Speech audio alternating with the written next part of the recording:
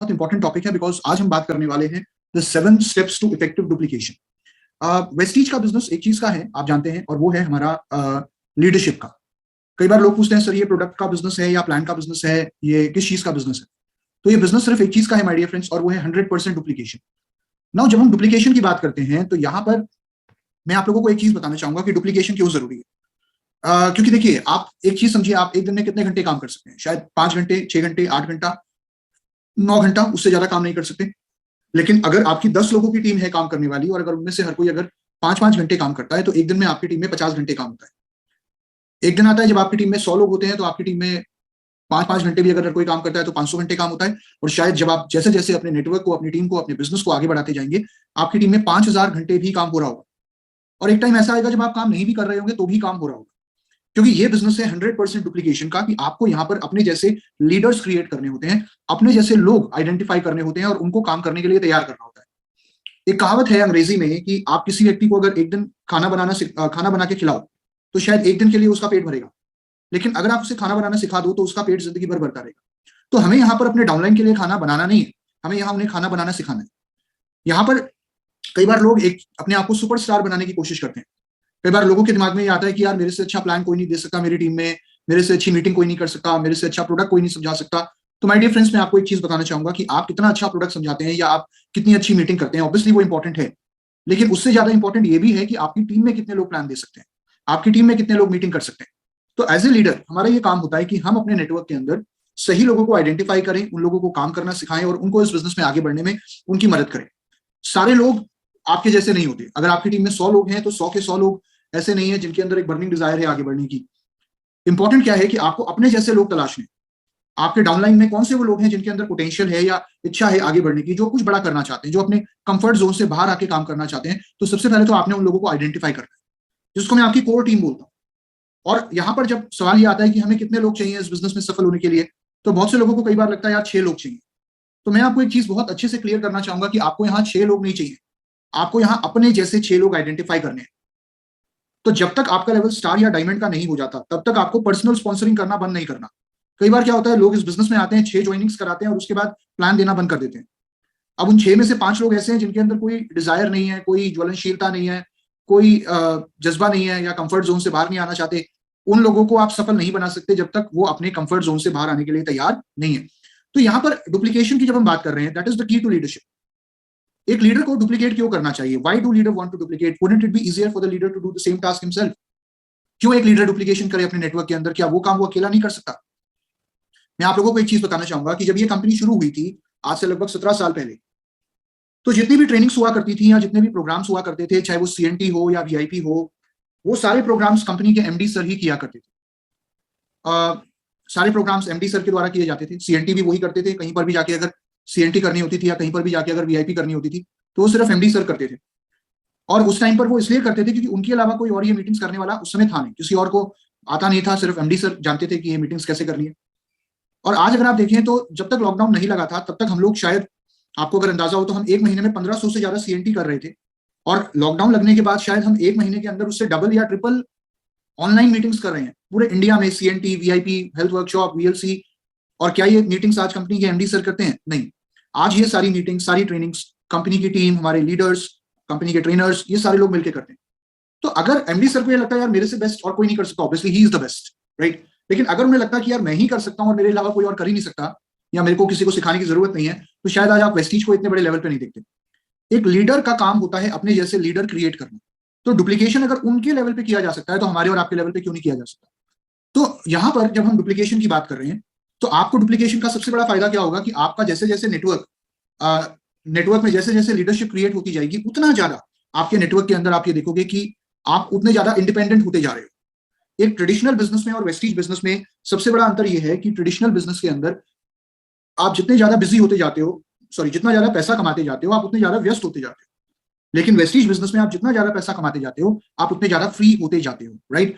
तो यहां पर ये अंतर समझना है कि जैसे जैसे वेस्टीज में मैं आगे बढ़ूंगा, मेरा नेटवर्क बड़ा होगा, मेरे को अपने लिए एक टाइम फ्रीडम ऑब्टेन करनी है ताकि वो टाइम में एक नई लीडरशिप डेवलप करने में लगा सकूं। तो यहाँ पे जब हम डुप्लीकेशन की बात कर रहे हैं, राइट, डुप्लीकेशन का एक्चुअल मतलब क्या है? डुप्लीकेशन का मतलब, जैसे कि मैंने आप लोगों को बताया, आपके जैसे लीडर्स क्रिएट करना, उनको जिम्मेदारी देना, उनको काम करने के लिए प्रेरित करना, उन्हें उनके काम के लिए जिम्मेदार ठहराना, उन्हें उनके नेटवर्क के लिए जिम्मेदार ठहराना। आज एक बड़ा लीडर, एक सफल लीडर, अगर मैं किसी भी एक सफल लीडर की बात करूं और अगर मैं उनसे पूछूं कि आज आपकी टीम में सीएनटी कहां हो रही है, तो शायद उन्हें पता नहीं होगा, लेकिन उनकी टीम में पैन इंडिया हर जगह मीटिंग्स हर दिन हो रही होती है। अलग अलग लीडर्स जो उन्होंने अपने नेटवर्क के अंदर क्रिएट कर दिए, वो अलग अलग मीटिंग्स अपनी टीम के अंदर कर रहे होते हैं। तो आप ये देखिए कि वेस्टीज के अंदर हमें क्या करना है। वेस्टीज के अंदर हमें अपने अपलाइंस के फुट स्टेप्स पे चलना है। वेस्टीज का मतलब है रेत पर पैरों के निशान। हमारे अपलाइंस या अपलाइन के अपलाइंस जो इस बिजनेस में बहुत कामयाब हैं, अगर आप देखें तो उनके नेटवर्क में पैन इंडिया हर दिन कितनी मीटिंग्स हो रही होती हैं जहां पर वो नहीं होते, क्योंकि आप हर जगह हर समय हर व्यक्ति के साथ मौजूद नहीं रह सकते। तो लीडरशिप का मतलब है डुप्लीकेशन, और डुप्लीकेशन का मतलब है नकल करना। वेस्टीज का बिजनेस एक चीज का बिजनेस है, वो है 100% डुप्लीकेशन। यहां पर एक चीज हम हमेशा बोलते हैं, अपलाइन से पूछो कैसे, डाउनलाइन को बताओ ऐसे, और मिलकर कमाओ पैसे। राइट। तो ये दोनों चीजें करनी है, अपने अपलाइन से सीखते रहना है, सफल लोगों से सीखते रहना है, और डाउनलाइन को सिखाते रहना है। सिस्टम को फॉलो करते हुए उस सिस्टम को अपने नेटवर्क के अंदर डुप्लीकेट करना है। 7 काम जो हमें हर रोज करने होते हैं, और वो 7 काम अपनी टीम के अंदर डुप्लीकेट करने होते हैं। वो 7 काम कौन से हैं? और आई थिंक आप में से बहुत से लोग उन 7 कामों के बारे में जानते होंगे। पहला, प्रोडक्ट को खाना। दूसरा, लोगों को बताना। तीसरा, लिस्ट बनाना। चौथा, करना इनवाइट। पांचवा, करना मीटिंग। छठा, करना टीम वर्क। सातवां, करना फॉलोअप। ये 7 काम वेस्टीज में सफलता के लिए, ये 7 काम ही जरूरी है। 7 काम दोबारा दोबारा दोबारा करने हैं। कौन से? पहला, प्रोडक्ट को खाना। दूसरा, लोगों को बताना। तीसरा, लिस्ट बनाना। चौथा, करना इनवाइट। पांचवा, करना मीटिंग। छठा, करना टीम वर्क। और सातवां, करना फॉलोअप। हर दिन 7 काम डुप्लीकेट करने हैं अपने नेटवर्क के अंदर। अपनी हर मीटिंग में, हर मीटिंग के अंदर ये 7 काम प्रमोट करने हैं। पहला, प्रोडक्ट को खाना। दूसरा, लोगों को बताना। तीसरा, लिस्ट बनाना। चौथा, करना इनवाइट। पांचवा, करना मीटिंग। छठा, करना टीम वर्क। सातवां, करना फॉलोअप। और जब आप ये 7 काम करते रहोगे लगातार, तो ये 7 काम आपकी हैबिट में आ जाते हैं, ये 7 काम आपकी आदत में आ जाते हैं। राइट। कहते हैं कोई भी काम अगर आप लगातार 21 दिन करो, 21 डेज फॉर रेगुलर, तो वो आपकी आदत बन जाता है। कोई भी काम 21 दिन लगातार करो। कुछ लोग 21 दिन मानते हैं, कुछ लोग 40 दिन मानते हैं। जैसे हमारे देश में आपको पता है बहुत से लोग 40 भी करते हैं कि 40 दिन तक मैं ये एक काम करता रहूंगा, या 40 दिन तक ये एक काम नहीं करूंगा। राइट। तो 40 भी करते हैं लोग। तो 21 दिन या 40 दिन मैक्स टू मैक्स आपकी आदत बन जाती है। और अगर वही काम आप लगातार 90 दिन तक कर लो, तो वो आपका लाइफस्टाइल बन जाता है। और वेस्टीज के अंदर एक चीज जो हमें अपनी हैबिट में लानी है, अपनी आदत में लानी है, अपने लाइफस्टाइल में लानी है, वो है ये 7 काम। कौन से? पहला, प्रोडक्ट को खाना। दूसरा, लोगों को बताना। तीसरा, लिस्ट बनाना। चौथा, करना इनवाइट। पांचवा, करना मीटिंग। छठा, करना टीम वर्क। सातवां, करना फॉलोअप। 7 काम। आज सुबह उठ के भी आई थिंक अभी सुबह से आपने कुछ काम करने शुरू करे होंगे, क्योंकि पूरे दिन में हम 7 काम करते हैं। कौन से? पहला, सुबह उठना, सुबह उठ के फ्रेश होना, फिर ब्रश करना, फिर नहाना। ये 4 काम हो गए। सुबह उठना, फिर फ्रेश होना, फिर ब्रश करना, फिर नहाना, फिर उसके बाद सुबह का नाश्ता करना, फिर दोपहर का खाना खाना, फिर रात का खाना खाना। आई थिंक हम में से सारे लोग ये 7 काम करते हैं, ऑन ए डेली बेसिस करते हैं। और कब से कर रहे हो आपको नहीं पता, क्योंकि करते करते इतनी बार कर चुके हो कि ये 7 काम आपकी आदत में आ गए। और हमारे घर में जो बच्चे हैं ना, छोटे बच्चे, वो भी ये 7 काम आपको करते हुए देखते हैं, तब वो इन 7 कामों को आपकी तरह करना शुरू करते हैं। तो डाउनलाइन भी वही करेगा जो आपको करते हुए देखेगा। कई बार लोग ये कहते हैं सर मेरा डाउनलाइन मेरी बात नहीं सुनता। तो आपकी बात बिल्कुल सही है, डाउनलाइन सुनता नहीं है। डाउनलाइन हमेशा वो करता है जो एज एन अपलाइन वो आपको करते हुए देखता है। बच्चे भी सुनते नहीं है, लेकिन बच्चे देखते हैं, ऑब्जर्व करते हैं। And same goes with your downline. तो आपको सिस्टम को अपने नेटवर्क में लेकर आना पड़ेगा। सफलता के लिए आपको ये इंश्योर करना पड़ेगा कि मेरे नेटवर्क में हर व्यक्ति के काम करने का तरीका एक जैसा हो, नेटवर्क में यूनिफॉर्मिटी हो। और वो यूनिफॉर्मिटी आपके नेटवर्क में कब आती है? जब नेटवर्क में लोग सिस्टम को फॉलो करते हुए काम करते हैं। राइट। बहुत से लोग नहीं मानते, वो कहते हैं अरे भैया दुनिया में सबसे समझदार आदमी कौन? मैं। सबसे होशियार आदमी कौन? मैं। और सामने वाला कौन? अब सामने वाला तो सिद्धार्थ शर्मा है आपके सामने, पता नहीं आपके दिमाग में क्या आ रहा है, बट बहुत से लोगों के दिमाग में आता है सामने वाला बेवकूफ।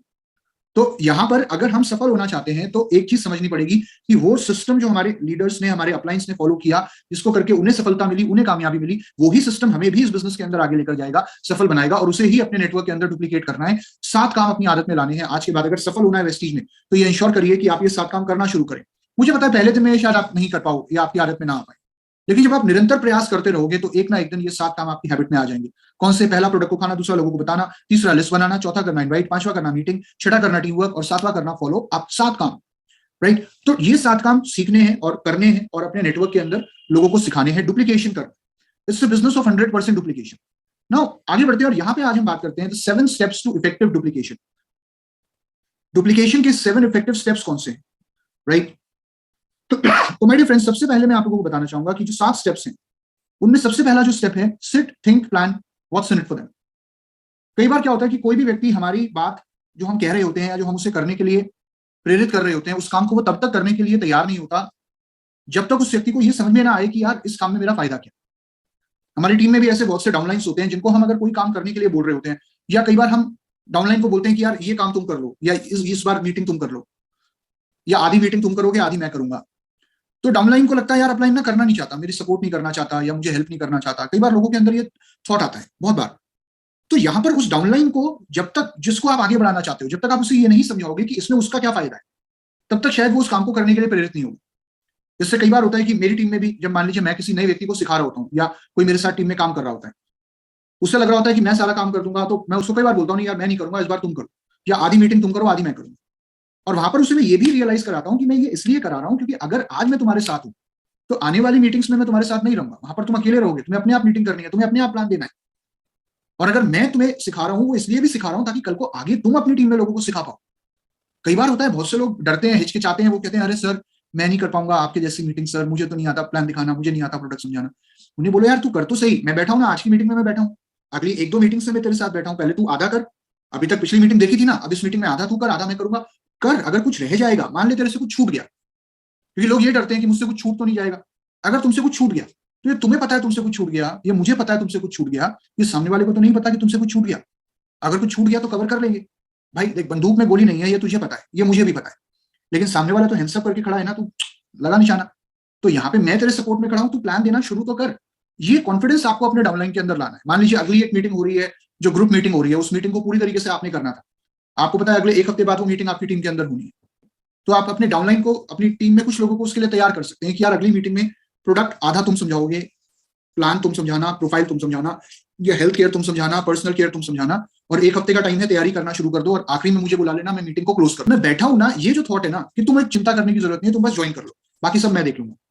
तो डाउनलाइन को भी लगता है यार सब कुछ अपलाइन ही देख लेगा, मुझे क्या देखना है कि प्लान कौन देगा, अपलाइन, प्रोडक्ट कौन समझाएगा, अपलाइन, मीटिंग कौन करेगा, अपलाइन, परचेस कौन करेगा, अपलाइन, मेरे नीचे लोग कौन जोड़ेगा, अपलाइन, सारा काम कौन करेगा, अपलाइन, तो चेक भी किसका आएगा, अपलाइन, उसका थोड़ी आएगा। यहां पर यह चीज समझनी है कि आपको अपने टीम के अंदर शुरू से लोगों के अंदर एक जिम्मेदारी का एहसास डालना है कि अगर आप किसी व्यक्ति को ज्वाइन भी करा रहे हैं तो ज्वाइन कराते वक्त आप उसका फॉर्म उसे भरने दो, आप उसका फॉर्म मत भरो। हमसे बहुत बार क्या गलती होती है कि ला मैं तेरा फॉर्म भर देता हूं, मैं तेरी ज्वाइनिंग डाल देता हूं। अब मान लीजिए मैंने आपका फॉर्म भरा है, चाहे ऑनलाइन भरा हो या ऑफलाइन भरा हो, और आपको ये भी नहीं पता कि आपका फॉर्म कैसे भरा गया, आपको ये भी नहीं पता कि आपका केवाईसी कैसे अपडेट हुआ, आपका डेफ कैसे कंप्लीट हुआ, और कल को अगर आप किसी को मीटिंग करने जा रहे हो, प्लान देने जा रहे हो, तो क्या आप उस व्यक्ति की मदद कर पाओगे उसका फॉर्म भरने में? शायद बिल्कुल भी नहीं। जिसने अपना फॉर्म नहीं भरा वो व्यक्ति किसी की क्या मदद करेगा, वो कैसे किसी को प्लान देगा? अपने डाउनलाइन को कंपनी के टूल्स से अवगत कराएं, उसे टूल्स का इस्तेमाल करना सिखाएं, चाहे कार बुक हो, चाहे वॉइस मैगजीन हो, चाहे फ्लिप चार्ट हो, चाहे लीडिंग लेडीज बुक हो, इन सारे टूल्स का इस्तेमाल करना उसे सिखाएं। एप्लीकेशन का यूज करना सिखाएं अपनी टीम के अंदर, जितने भी आपकी कोर टीम है, काम करने वाले लोग हैं, क्योंकि अगर व्यक्ति एप्लीकेशन यूज करना जानता है, अगर व्यक्ति टूल्स का इस्तेमाल करना जानता है, तो वो छोटी छोटी चीजों के लिए आपको अप्रोच नहीं करेगा। वो आपसे ये नहीं पूछेगा कि बांग्लादेश का ब्रांच ऑफिस कहाँ है, वो आपसे ये नहीं पूछेगा कि स्पायरुलिना की जानकारी कहां से मिलेगी, वो आपसे ये नहीं पूछेगा कि लेटेस्ट ऑफर कौन सी है, वो आपसे ये नहीं पूछेगा कि कंसिस्टेंसी एक्सटेंड हो रही है या नहीं, क्योंकि यहां पर हमने अपने डाउनलाइन को उन सारे मीडियम्स या उन सारे सोर्सेज से कनेक्ट कर देना है जहां पर उसको लेटेस्ट अपडेट्स मिलते रहे, अपने बिजनेस की और कंपनी की जानकारी मिलती रहे, और वो चीजें यूज करना अगर हम उसे सिखा देंगे तो ऑब्वियसली आप उसे आत्मनिर्भर बना सकते हैं। दूसरी चीज जो बहुत इंपॉर्टेंट है कि अपने डाउनलाइन के साथ बैठकर दूसरा step, clearly define the results to be achieve.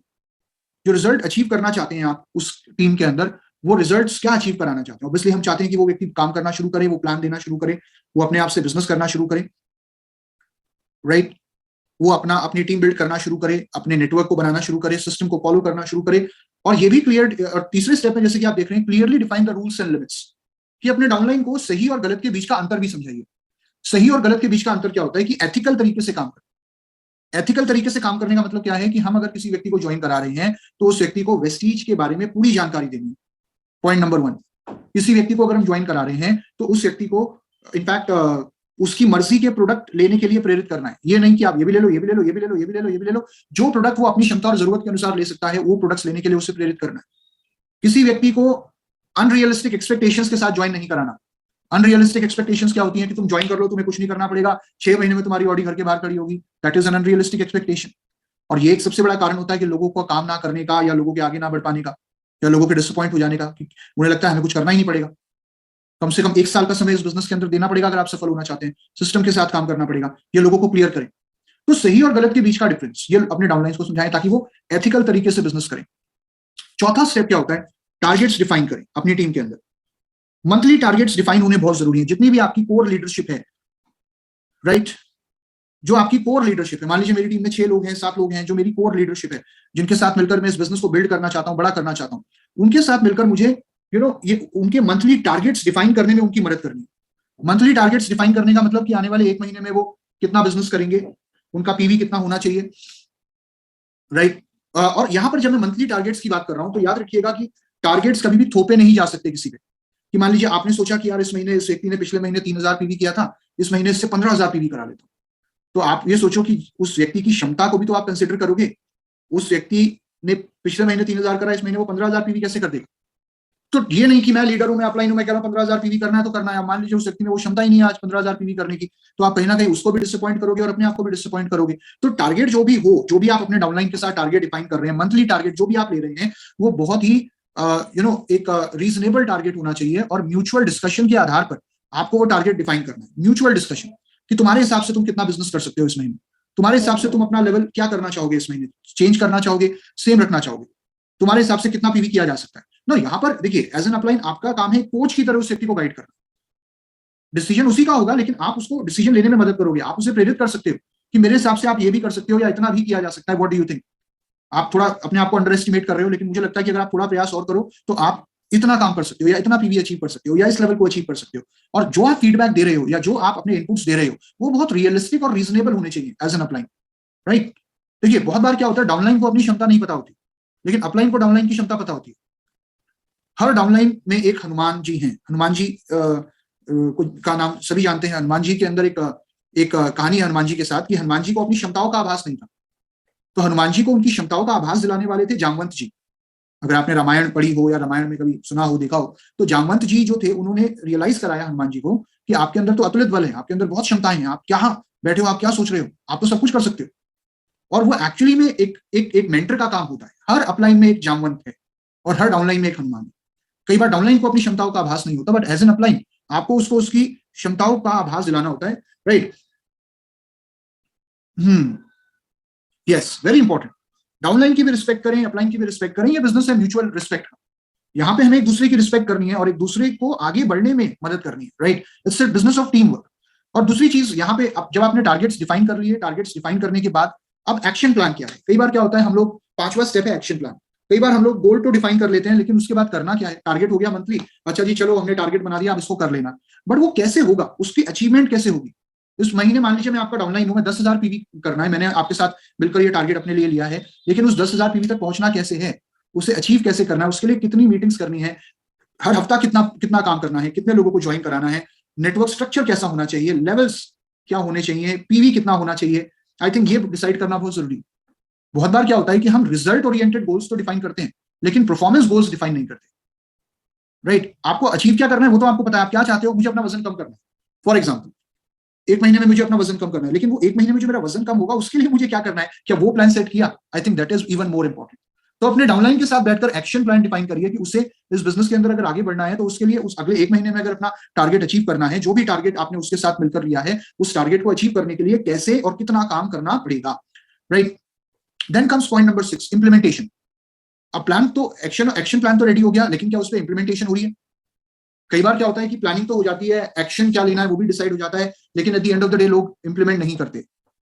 और हम क्या करते हैं, हम गेस्ट पे छोड़ देते हैं कि चलो यार हमने बोल दिया डाउनलाइन को तो हो जाएगा, डाउनलाइन कर लेगा, हमारा काम था कहना बताना, अब डाउनलाइन अपने आप कर लेगा। आई एम टेलिंग यू कि डाउनलाइन कोई भी काम हो सकता है कर ले अपने आप से, लेकिन उस काम के ऊपर रिव्यू करना वो एज एन अपलाइन आपकी जिम्मेदारी है।